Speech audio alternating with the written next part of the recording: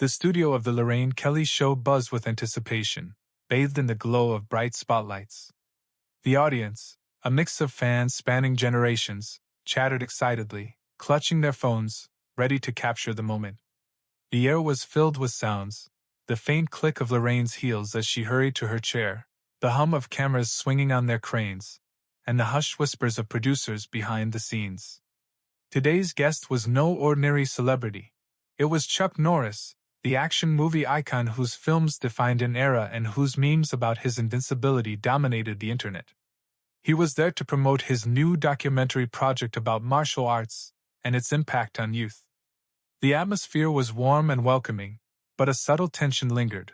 Lorraine Kelly was known for asking sharp questions that could unsettle even the most composed guests. Chuck entered the studio to thunderous applause. His presence, strong, confident, with a faint smile, radiated quiet power.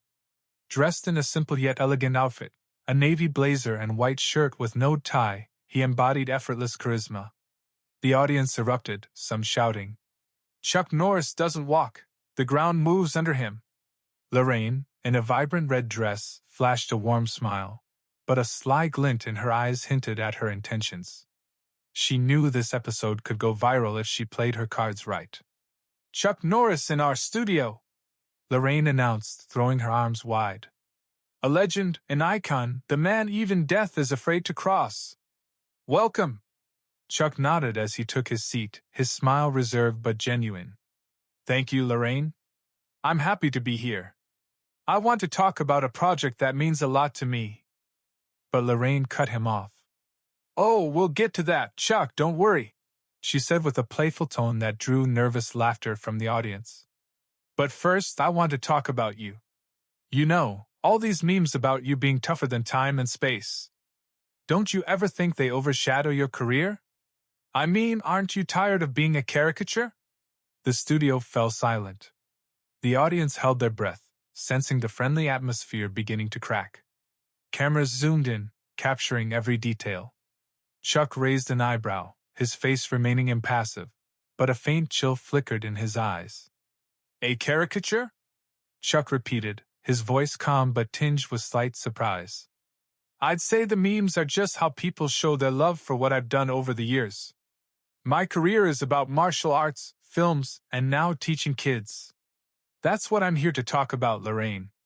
The audience applauded in support, but Lorraine wasn't backing down. She leaned forward, clutching her note cards, though it was clear she was improvising. "Oh, come on, Chuck, don't be so serious," she said, winking at the audience. "You know, for a lot of people, you're just a punchline about a tough guy who beats everyone up. Don't you think your time has passed? I mean, 80s action films are cool, but are they relevant today?" The silence in the studio was deafening. Someone in the audience coughed nervously. The co-host, Emily Rose, seated next to Lorraine, shifted uncomfortably in her chair, offering a strained smile, her eyes betraying unease. Behind the scenes, producers exchanged frantic gestures, one whispering into a headset, "She's doing it again."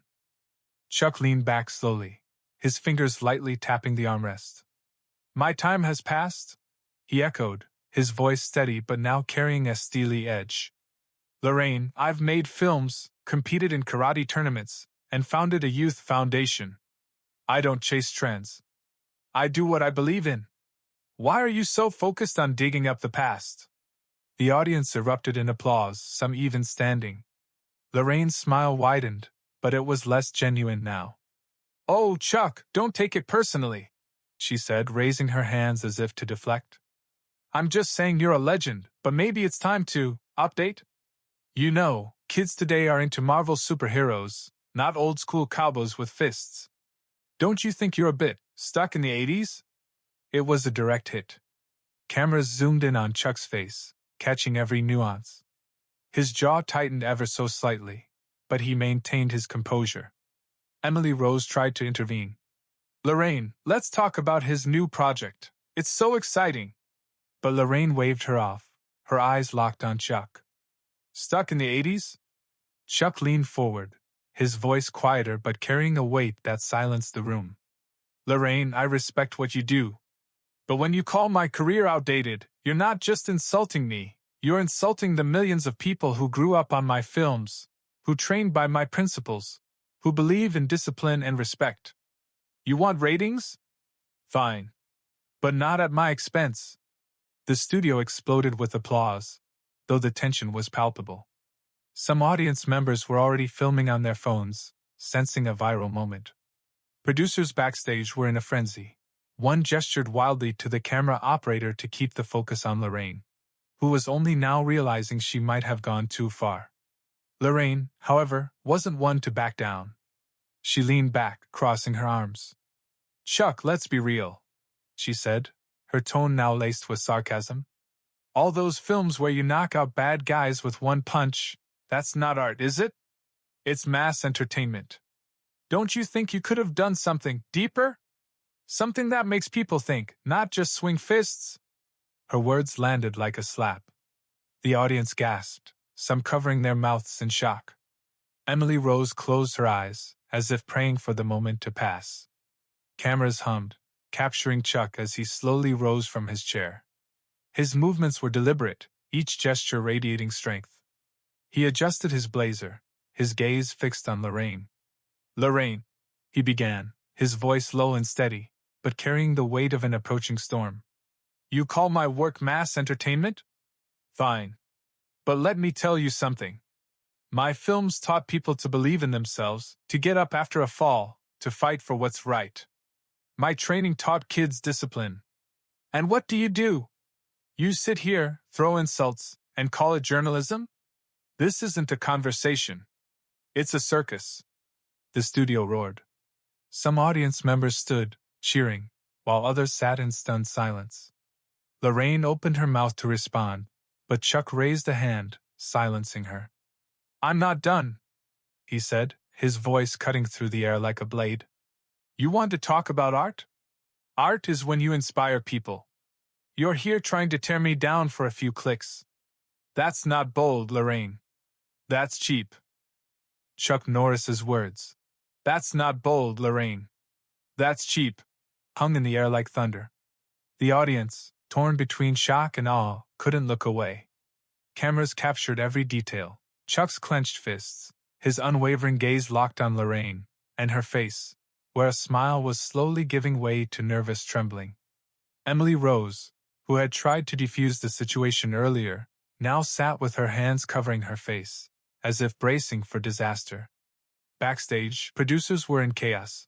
One whispered frantically into a headset, urging operators to keep a close-up on Lorraine, while another prepared to cut to commercial. Lorraine, however, wasn't ready to concede. She stood abruptly, her hands trembling as she gripped the desk. "Chuck, are you serious?"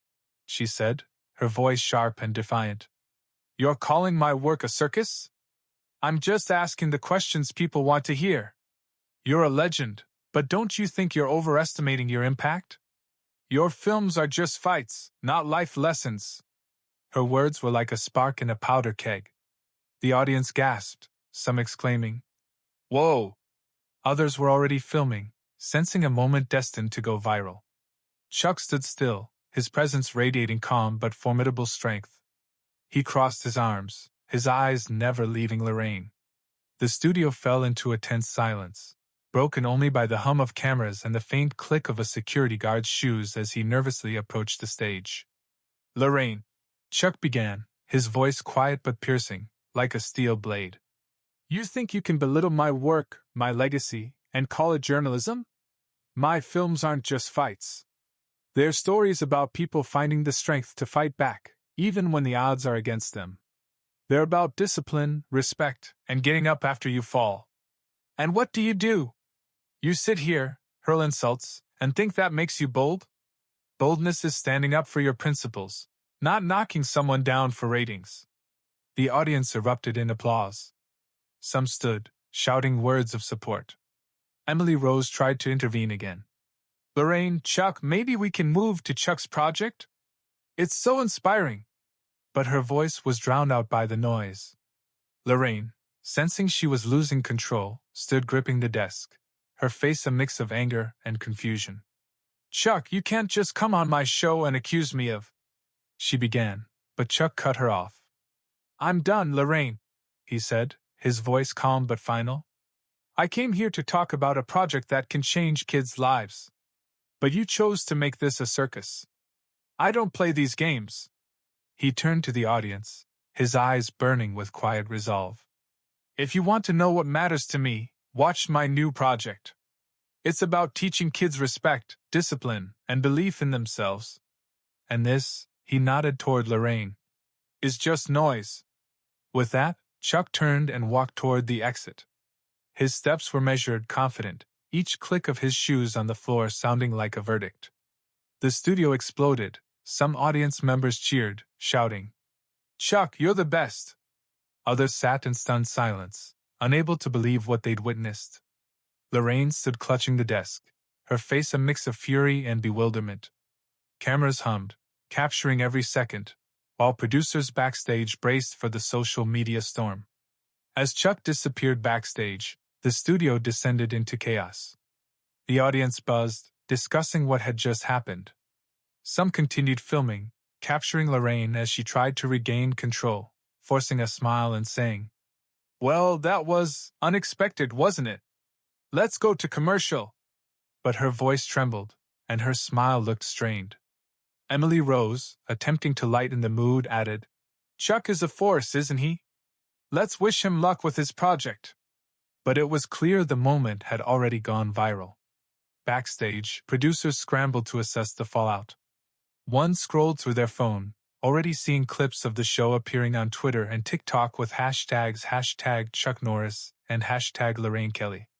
The audience was divided. Some admired Chuck for his dignity and principles, while others felt Lorraine was just doing her job by asking tough questions.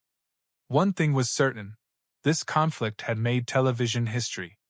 The next day, the video of the clash between Chuck Norris and Lorraine Kelly flooded social media.